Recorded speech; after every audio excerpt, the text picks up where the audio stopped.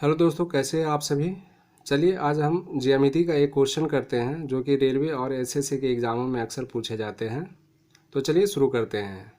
हमारा प्रश्न है 5 सेंटीमीटर और 11 सेंटीमीटर लंबाई की दो जीवाएँ ए बी और सी डी समानांतर हैं और एक वृत्त के केंद्र ओ के एक ही तरफ हैं। यदि जीवाओं के बीच की दूरी 3 सेंटीमीटर है तो वृत्त का व्यास क्या है। हमें वृत्त का व्यास ज्ञात करने के लिए कह रहा, चूँकि क्वेश्चन में दिया हुआ है कि एक वृत्त दिया हुआ है, ठीक है, उसकी दो जीवाएं ए बी और सी डी। ए बी की लंबाई ए बी की लंबाई 5 सेंटीमीटर दी हुई है, सी डी की लंबाई 11 सेंटीमीटर दी हुई है और दोनों जीवाओं के बीच की दूरी को 3 सेंटीमीटर दिया हुआ है। दोनों जीवाओं के बीच की दूरी 3 सेंटीमीटर दिया हुआ। तो चलिए हम पहले एक सर्कल ड्रा कर लेते हैं, जो कि मैंने ड्रा करके रखा है, सर्कल को ड्रा करके रखा है, जिसे आप ध्यान से देखें। मैं आपको ये सर्कल समझा देता हूँ, फिर हम सॉल्यूशन पे चलेंगे।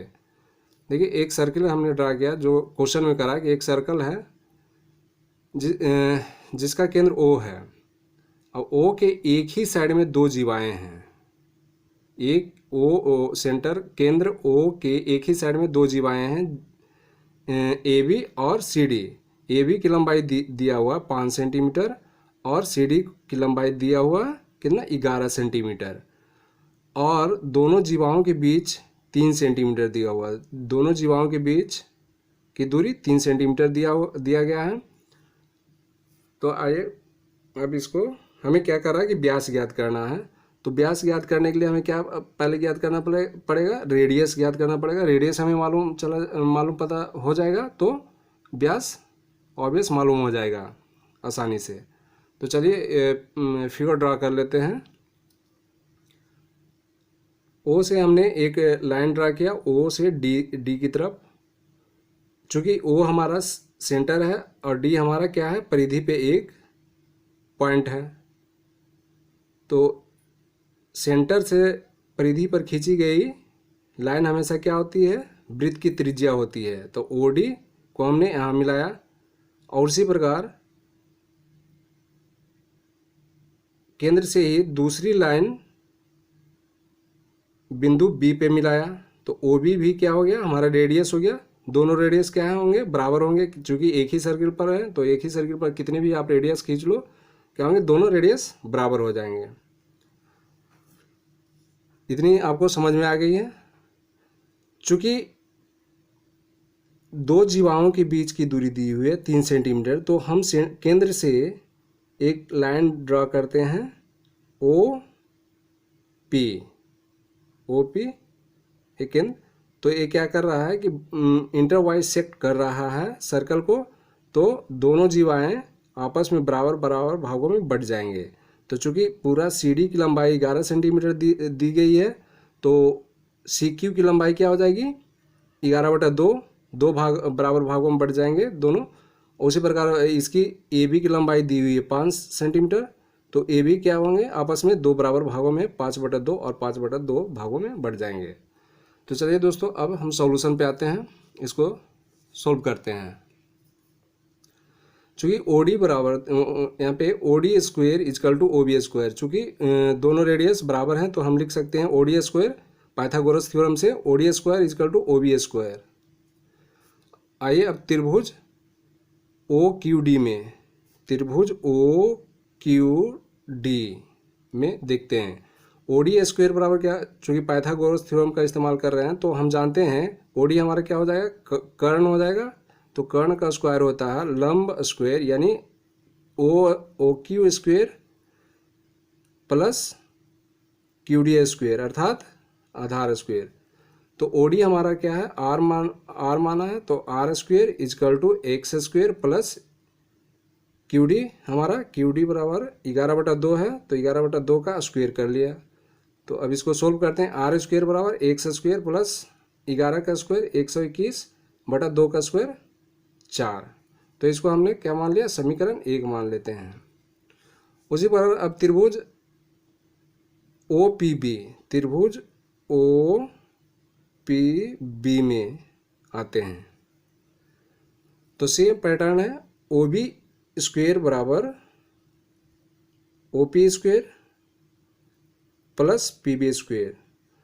तो ओ बी क्या है हमारा, ओ बी क्या दिया गया है, ओ बी आर है ना, तो O B equal to R square और ओ पी हमारा, ओ पी क्या हो जाएगा, यहाँ पे मैंने चूँकि 3 सेंटीमीटर ये दिया हुआ है, दोनों जीवाओं के बीच की दूरी 3 सेंटीमीटर और इसको मैंने मिलाया है केंद्र में, तो इसको इसकी लंबाई क्यू ओ क्यू की लंबाई x सेंटीमीटर मैंने मान लिया है। तो टोटल लंबाई कितनी हो जाएगी, ओ पी की पूरी लंबाई x प्लस 3 सेंटीमीटर।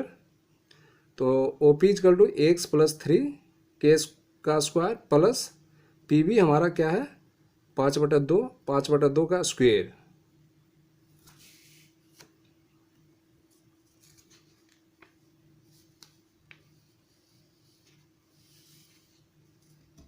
आगे देखते हैं थोड़ा सा।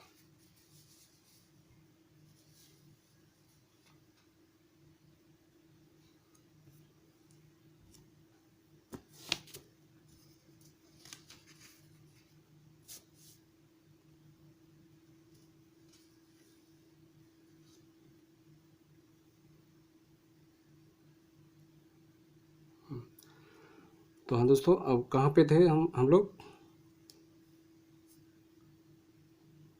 हाँ, तो आर स्क्वेयर बराबर एक्स प्लस 3 का स्क्वेयर प्लस 5/2 का स्क्वेयर।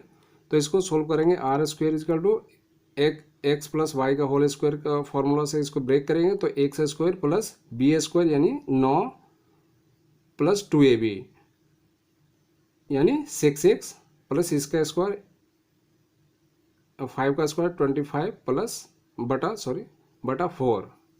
इसको समीकरण 2 मान लेते हैं। अब समीकरण 1 और 2 से अब इसको हम सोल्व करेंगे, चूँकि आर स्क्वेयर क्या है, बराबर हैं, तो हम लिख सकते हैं X square plus 121/4 equal to X square plus 9 plus 6x plus 25/4, दोनों बराबर कर लिया हमने। तो एक्स स्क्वायर से एक्स स्क्वायर कट जाएगा, बच जाएगा ए दो, तो हम एक्स वाले को एक साइड रख लेंगे और बाकी को एक साइड कर लेंगे विदाउट एक्स वाले को।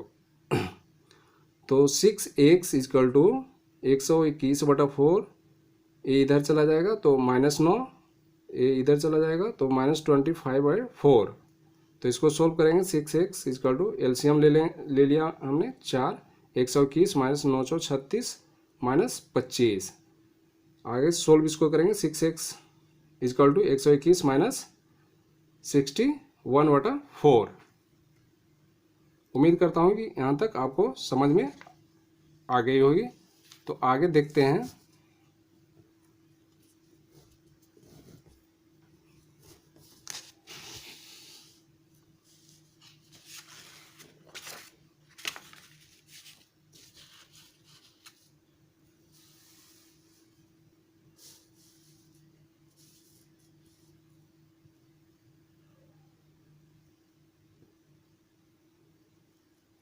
तो दोस्तों हम कहाँ थे, 6x इजकल टू हमारा 6x इजकल टू 121 माइनस 61/4।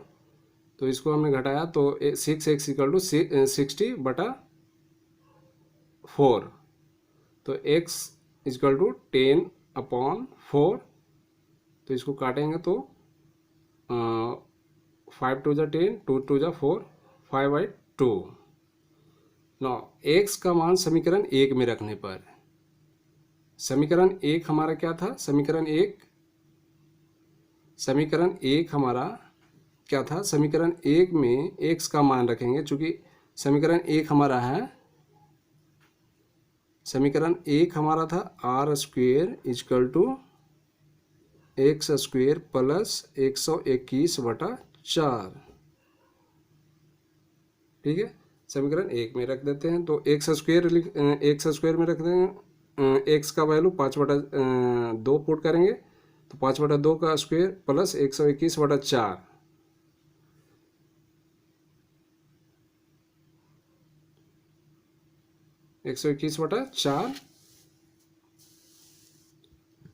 आगे सोल्व करते हैं।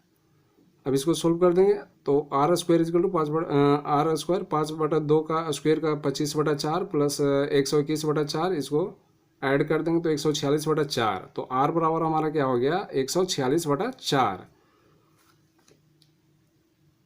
तो चूंकि हम जानते हैं व्यास इजकल टू होता है, व्यास यानी डायमीटर अर्थात डी इजकल टू 2 इंटू त्रिज्या अर्थात आर, 2 इंटू आर। तो व्यास हमारा आर क्या निकल कर आया है, अंडर रूट 146/4 को 2 से क्या किए मल्टीप्लाई किए, जिससे कि 4 का रूट करेंगे तो 2 क्या होगा बाहर आ जाएगा। तो 2 गुना 1/2 अंडर रूट 146, इसलिए व्यास हमारा क्या हो गया 146 सेंटीमीटर। धन्यवाद।